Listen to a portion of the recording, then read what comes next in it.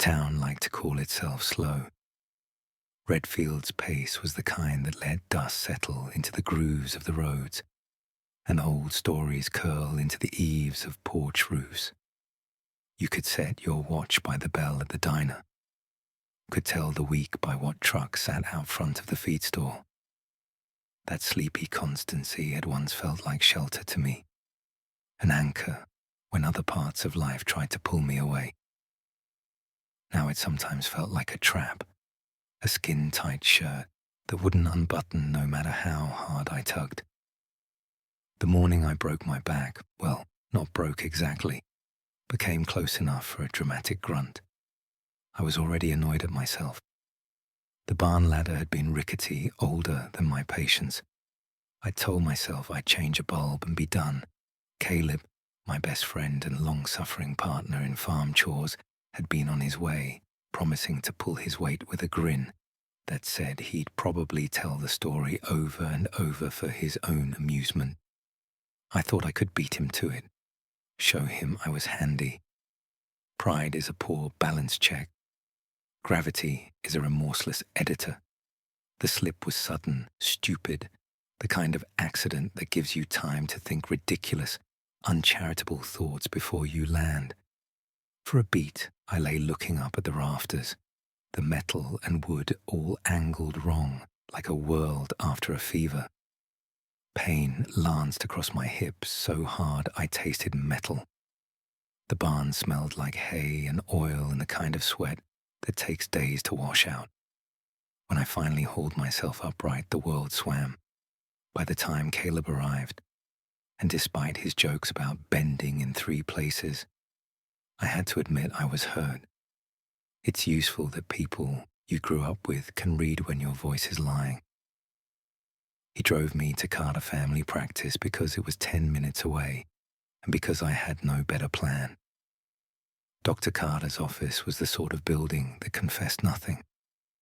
Faded white paint, a sign that had weathered more winters than the calendar claimed, an interior where even the air smelled like antiseptic and old paperbacks. I'd been here before for a barbed wire incident. I remembered him then as a man with a jaw that didn't bother to smile and hands that could stitch a wound shut without theatrics. He'd been efficient and blunt. I expected the same, maybe with a little barked humor.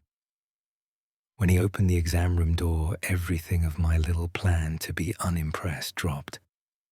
He was taller than I remembered, with broad shoulders and sleeves rolled up to forearms knotted with veins and the faint maps of scars. Stubble dusted his jaw, blue eyes that cut clean and quick. He didn't attempt charm. He administered the room like a captain. He wore competence like a coat. Yet, when he looked at me, there was something soft that caught me off guard. Maybe because I'd been bracing for a reprimand and not for being seen at all. The exam was unremarkable on paper. He had me bend, flex, check reflexes, his hands steady and deliberate.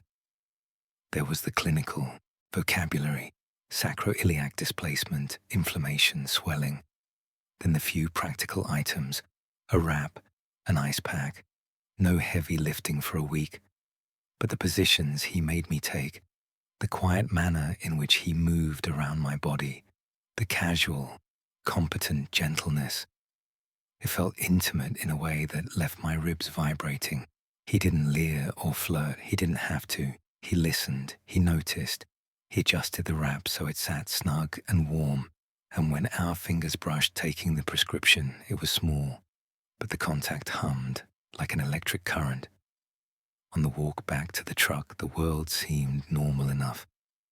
I told myself it had been the injury, that adrenaline and embarrassment were making everything more vivid. But when I reached the yard and felt the steady rhythm of the animals, when the usual tasks felt out of focus, that little ticket of memory kept replaying. The way he had stood at the door, the way he'd offered a cup of coffee, the moment he'd asked if I wanted to come back for a follow-up because the door was open, if it was just to talk. The phrase lodged under my ribs like a splinter. I'm not usually so reckless as to be drawn by a line like that. But then I'd been improvising for years when it came to my own life. 2 days later, after a morning of feverish work, feeding, mending, pretending the back wasn't protesting, I stopped by the clinic, not because I needed medicine, but because curiosity is the least honest of reasons. I told myself I'd pick up the topical cream. It would be a chore run, nothing more. The bell at the reception made that old chime I'd come to expect. He greeted me without surprise, as though he'd known I'd show up, and guided me not to the exam room but to the small back room that felt like someone's reclaimed corner of the world. Painted wood, mismatched chairs, an old couch close to the window, a place made for people to sit and talk when the town could stand the gossip. We drank bad, honest coffee from chipped mugs. He didn't push medicine. He checked the wrap, asked how I was sleeping, how the farm was holding up. His manner was straightforward, the quiet kind that gives you room to tell truth or hide it, whichever you choose. I talked about being small town, about never quite fitting in, about how the people seemed to live in one another's skin, while I kept drifting around the little planet of their routines. He said he'd come looking for somewhere to quietly be when the city imploded for him, and how quieter places hide, don't heal, if you let them. That admission, offered without drama, opened something in me. If the first appointment had sparked curiosity, the second visitation pulled like a magnet. There was comfort in his calm. There was safety in the way he anchored conversation to the present, the practical, the human. He had a way of speaking that felt like a man who had taken losses and not used them to make excuses, but to make room. He'd left the city, moved to Redfield because he could, because a clinic needed a doctor, and because sometimes practical reasons sit close to the honest ones. He didn't ask too many questions about my life. Instead, he listened when I volunteered and offered small, gentle truths when I asked. That difference was what kept me showing up. Between the farm and his clinic, we developed a rhythm that had nothing flashy. It was a slow, domestic tempo that rewired my days. An extra stop in town to pick up a new bandage, a conversation about mending a fence, the comfortable silence of two people who had found something like companionship without naming it. He'd ask about a stubborn animal he'd heard about from the feed store. I'd ask about a migraine he'd mentioned. We traded advice and stories the way farmers trade tools, practical, direct, useful. On the porch with a cup of his coffee in winter, or under the tin roof that made music with the summer rains. We learned each other's small rituals, the way he folded the prescription papers, the way I softened the bread when I warmed it. The town noticed, as towns always do, when anything deviates from the ordinary. Eyes followed us at the diner, tongues wanted a story. We answered with smallness, a wave, a nod, a vague explanation about appointments and favors. We were careful, not secretive so much as deliberate, because both of us understood what exposure could do in a place that equated deviation with drama. But the more we tried to keep things ordinary, the more ordinary they became for us. Ordinary turned to something deeper, a hand on a forearm. When I winced, a shirt passed across the room on a rainy day, a hand brushing mine in a way that lingered. The first time we kissed, it wasn't cinematic. There were no buses swerving to avoid our romance, no strings of fate playing crescendos. It was rain, then a little towel, then the silence of the back room with the city far behind. I'd been standing with the towel in my hand, feeling foolish and damp, and he looked like the kind of man who had read every chapter of his life with unflinching eyes. He leaned close just a fraction and asked a quiet question with his mouth when he brushed his lips to mine. No rush, no possession. It was the kind of kiss I'd never known I'd wanted. Tentative, responsible, and entirely mutual. The aftermath was a long breath and a goofy, embarrassed laugh, and that strange innate knowledge that something had properly begun. We didn't sprint into declarations. He'd been burned before, and I'd been careful to keep my edges soft. We took the work of being together as seriously as the work of raising animals or building fences. There were practical boundaries first. No public theatrics, no grand gestures for neighbors to gawk at. Caution about who knows and who mustn't. But there were also small luxuries. A lone sweater for a cold night. 2 hands working in the same place on an animal that didn't mind our closeness. A shared pot of stew eaten quietly in the back room after a long day. Those things accrued into a private ledger that counted towards safety. We were patient, we were present, and we were honest. Still, Redfield would not be tamed. Every smooth day had the potential to be knotted by neighborly observation. One weekend, a boy from the feed store saw him helping me lift a fallen hay bale, and the rumor mill spun. A woman in the grocery store smiled at me, with something that belonged more to pity than congratulations. The town's curiosity shaped itself into question marks that hovered around our heads like mist. We handled it the way people on this side of nowhere do. We kept doing the work, and we avoided spectacle. Sometimes the world infringed anyway. An awkward comment from someone at the diner. A line in the church notice board about private lives. Other times, the world simply simmered and watched. The harder test came from inside. Guilt was a creature that lived in the ribs. I had built my life on being independent. I had defended my solitude like a relic. Love, even the small kind we cultivated, was a threat to that artifact. After a scuffle at the barn, when I almost re-injured my back, I found myself flinching away from his hand when he offered to steady me. The man had patience when I needed teaching and gravity, and the ache of old habits when I needed to be reminded to accept help. He stood quietly while I explained, without judgment, that I'd been raised to wrestle my problems alone, that asking for help felt like failure. He simply adjusted the wrap and said, "Then let me be your patchwork. We don't have to be fixed to be together." The words were small and steady and heavy enough to sink into me. Sometimes, practicality intervened with the usual tenderness. An emergency surgery for a farmer down the road, a moment when his training called him away and reminded me that the man in the clinic had hands that could save strangers as easily as warming my coffee. Those moments, instead of pushing me away, made me proud.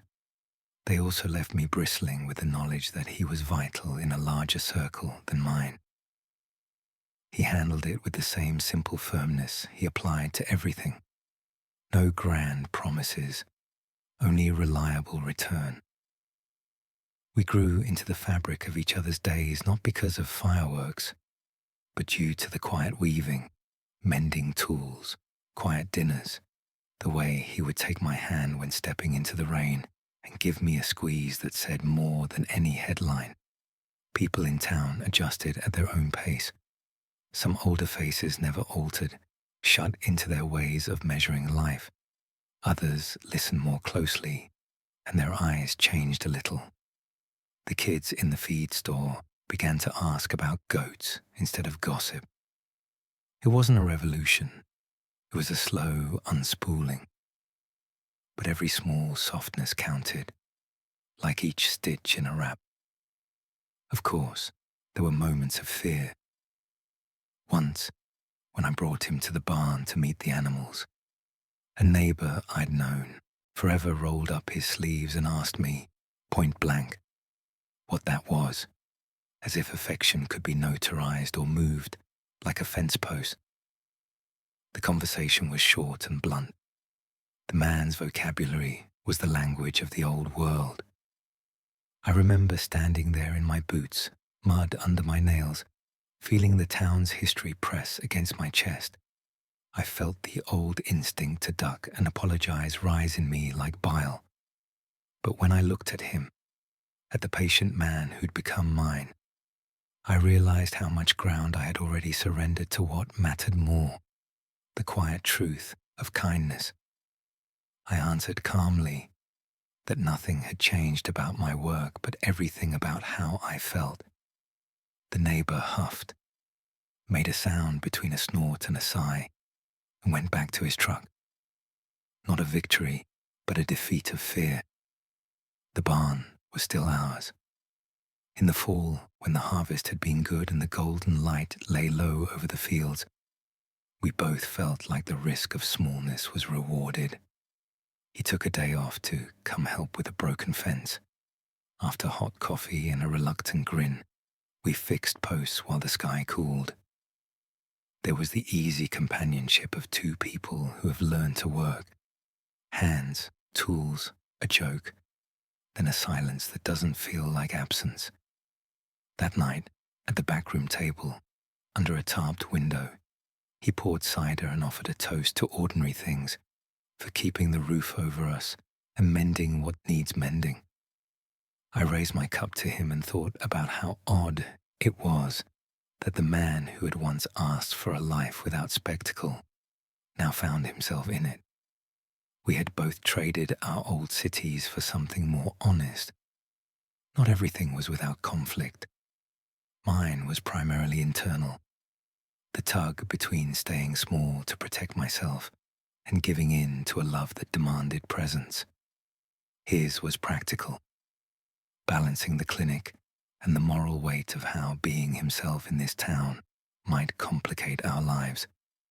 We argued, not in fireworks, but in a scrape of voices over the sink, in a phrase said too sharp and immediately regretted. He would apologize with a quietness that made me want to forgive before I was ready. I learned to do the same. I learned to confess when fear was mine, to step back from the instinct to vanish. Each apology bore the same odd gravity. These were small acts that chipped away at our stubbornness. There were nights when newness crept into complacency. Once, when a thunderstorm ripped the night open and the power cut, I found him on my couch, the house lit by a single flashlight and the storm making music in the trees. He had fallen asleep with his face relaxed, the kind of surrender that made me ache. I sat watching him, suddenly overwhelmed by the idea that this small piece could be undone by gossip or fear. I reached across, smoothed his hair back, and tucked the blanket around his shoulders with the same tenderness I used for a wounded animal. When he woke and caught my hand in his, he squeezed once, simple as a promise, and I felt the town's braces loosen around my chest. It was not a dramatic answer. It was enough. Time, stubborn and ordinary, kept moving. It never waited for us to catch up, never paused when we wanted to hold on. It moved in quiet revolutions, ticking through days that looked unremarkable from the outside, but carried the weight of a lifetime for us. We didn't celebrate anniversaries or mark months on the calendar. There were no candlelit dinners or framed photographs labeled with dates. Instead, we measured time in the small rituals that built the fragile rhythm of our shared life. It began with mornings, unremarkable, soft, and slow. The kettle's whistle, the faint hum of the radio in the kitchen, his footsteps on the wooden floor. He'd wander in half awake, hair mussed, a shirt hanging loosely off one shoulder, grumbling about how I always use too much sugar in the coffee. And yet, he'd drink it anyway, watching me over the rim of his mug, with that small, secret smile that said more than any words ever could. The first few weeks felt like we were testing a new language made entirely of gestures. I'd pass him a towel without speaking. He'd fix the squeaky hinge on the back door without being asked. It wasn't romance in the way people wrote songs about. It was quieter, slower, something that took root beneath the skin before either of us dared to name it. He learned to gut a fish without flinching, something I'd never thought I'd see. The first time he tried, he gagged, cursed under his breath, and almost dropped the knife. But the second time, his hand steadied. The third time, he didn't look away. And the fourth, he even smiled, proud in that awkward, boyish way that made my chest ache. In return, I learned to make the roast he swore his mother used to make every Sunday. It took me 5 failed attempts, burned edges, undercooked centers, too much salt. But when I finally got it right, he closed his eyes with the first bite. "This," he said softly, "this tastes like home." And that was the moment I realized I wasn't just cooking dinner. I was building a memory he could return to. We set 2 plates out on the porch when storms rolled across the valley. Lightning would flash beyond the horizon, thunder echoing through the hills, and we'd sit under the overhang with cloud curled between our feet. The rain would drum against the tin roof, steady and relentless, washing away the noise of everything outside. Those nights belonged only to us, untouched, unspoken, and perfect in their imperfection. People noticed, of course. Small towns have a way of keeping their eyes open, even when they pretend to look away. Some adjusted with a kind of quiet acceptance. Others didn't. At first, it was whispers, half-sentences exchanged over grocery counters and coffee refills at the diner. "He's still living with him? Did you hear what they're saying? It's not right, not after what happened." Then came the stares, longer than polite, sharp enough to draw blood if you looked too long. A few left notes on the diner's corkboard, scripted in neat, anonymous handwriting, quoting verses they barely understood. Small things, but with edges so fine they could cut if you let them. But others, some younger, some simply braver, made space without fuss. The new waitress at the diner started bringing us an extra slice of pie. Just because. The old woman who ran the flower stall began leaving small bundles of lavender on our porch. And one night, when Cloud ran off chasing a rabbit and half the town joined the search, no one asked questions about why I was shouting his name alongside a man I wasn't supposed to love. The world didn't change overnight, but it softened around the edges. People grew tired of being cruel, or maybe they just realized that we weren't a scandal. We were a story that refused to end the way they'd written it. Time passed, seasons folded into one another. Summer brought sweat-slicked days and long drives with the windows rolled down, his hand resting on the open frame, the sunlight turning his skin gold. We'd buy ice cream from the stand near the pier and walk the length of the boardwalk, Cloud trotting behind us, tail wagging like a metronome. He always ordered vanilla. I always pretended to hate it, stealing spoonfuls anyway. Autumn painted the valley in shades of rust and gold. He'd drag me to the woods to collect leaves, claiming he wanted to press them between books. But mostly it was an excuse to steal kisses when no one was watching. I'd tease him about being sentimental, and he'd shrug, saying, "Someone has to remember these moments when we're old and cranky." Winter tested us. Pipes froze, storms knocked the power out for days, and more than once we woke to find frost crawling up the inside of the windows. But we made it through, wrapped in too many blankets, surviving on soup and laughter and stubbornness. I'd catch him staring at me across the dim light of a lantern, and he'd say, "I never thought I'd get this far. Not like this." Spring, when it came, felt like forgiveness. The garden we'd abandoned bloomed on its own, wildflowers sprouting through the cracks of the old fence, stubborn and beautiful, like us. He built a swing under the oak tree, claiming it was for Cloud, though I caught him sitting on it one morning, coffee in hand, swaying gently like a boy who'd never quite grown up. We still had our arguments, real, human ones, about bills, about work, about who forgot to feed Cloud or left the porch light on.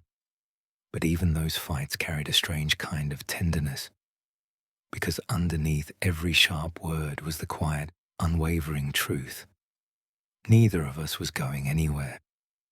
And yet, even happiness carries its ghosts. Sometimes, when he thought I was asleep, I'd hear him whisper his mother's name. Sometimes he'd wake from dreams that left him silent and far away, his hand gripping mine too tightly. I never asked. Some wounds aren't meant to be reopened. Some love stories are built around learning which scars to leave untouched. For my part, I carried my own guilt, the shadow of how this had all begun, the arrangement, the lie that had somehow turned into something real. There were nights when I'd lie awake, staring at the ceiling, wondering if love born out of necessity could ever truly be clean. But then he'd shift beside me, murmuring my name in his sleep, and I'd stop wondering, because whatever it was ours. Years slipped through our fingers like sand. We didn't notice how much until one evening I found him sitting on the porch steps, glasses perched on his nose, squinting at the sunset. His hair had started to grey at the temples. I teased him for it, and he smirked, saying, "It's your fault, you stress me out." We laughed, but the ache behind the laughter was real. Time, as always, kept moving. Our love had never been about defiance or rebellion. It was about survival first, tenderness second, and choice, always choice, last of all. Every morning he stayed, every night I reached for him. It was a decision we made again and again. That's what made it real. People still whispered, now and then, but their voices no longer mattered. We had our own language, our own rhythm, our own small corner of the world that asked nothing more of us than to live honestly. When storms came, we still set out 2 plates on the porch. Cloud, now older and slower, would curl between us, his fur streaked with white. The rain would fall, as it always had, steady and cleansing, and he'd lean his shoulder against mine. Sometimes we talked about nothing. Sometimes we said everything. "I used to think happiness looked different," he said once, eyes fixed on the horizon. "How so?" I asked. "I thought it came with noise, crowds, applause, a finish line you crossed, and then everything was okay. And now?" He smiled faintly. "Now I think it's this, just this, a roof that doesn't leak, someone who stays, softly." And I realized time hadn't taken from us. It had given us something rare, a kind of peace that only comes when you stop fighting what's already yours. We never had the perfect ending people write about. No grand proposal under fairy lights. No dramatic reunion after years apart. Just 2 men sitting side by side, watching the rain fall, knowing that somehow, against every odd and every whisper, we'd built a life worth staying for. Time, stubborn and ordinary, kept moving. But so did we. Together. In winter, when cold cut clean and the snow rearranged everything into a muted kind of map, We decided to stop pretending the town should be the measure of our daily life. We would not march with placards or shout about our right to be, but we would nudge the world toward acceptance by simply being. We would not be invisible, nor would we display ourselves like barnyard animals. We would be there, stable, patient, loving. That conviction is quieter than a headline, but more tenacious. Love, our love, lived in acts, in toast passed in the morning, in the way I tilted his coffee cup just the right way, in the quiet support when a farmer needed stitches at midnight. The ordinary acts piled into a fortress. Spring came back with promises that are easy to make and harder to keep. He took a new route into town sometimes just to show me a small field where wildflowers had begun to push through. I taught him to name the stars I knew. He taught me, inconveniently patient. The vulnerability didn't make me less. There were still assholes and preachers and neighbors who kept their distance. There were still mornings when I woke and felt the old loneliness, like a cold thing at the edge of my bed. But there was also a hand at the edge of the sheet, a steady heartbeat that matched mine, and the knowledge that someone had chosen to keep staying. The narrative of Redfield did not change overnight. The diner had the same coffee and the same waitresses. Trucks still idled by the gas station. Children still chased paper planes in the schoolyard. The pace remained slow because it had to, because the town's bones liked predictability. But the interior space, the chamber where two people dared to teach each other trust, had shifted. It had space for the two of us, then maybe more. That was enough. If you asked me what the moment was, what exact second marked the turning point, I'd say it wasn't a single flash. It was 1,000 small alignments, a bandage tied, a mug passed, a shoulder offered. It was the night sitting in the back room talking about nothing, and the way he looked at me, like he'd always been waiting for someone to stand steady beside him. It was the day he held my hand in the rain and didn't let it go. Redfield would keep its slow whispers. People would still watch, and sometimes they would judge. But when the sun slants through the feed store window now, when the road dust lifts and the air smells like cut hay, there's a man who keeps a clinic on Main Street and a farmhand who shows up with a thermos and a bad joke, and the space between them has become something quietly, undeniably theirs. Not a headline, not a protest, just two people picking up the pieces of life and building something that, in its smallness, was the only brave thing either of them had ever done.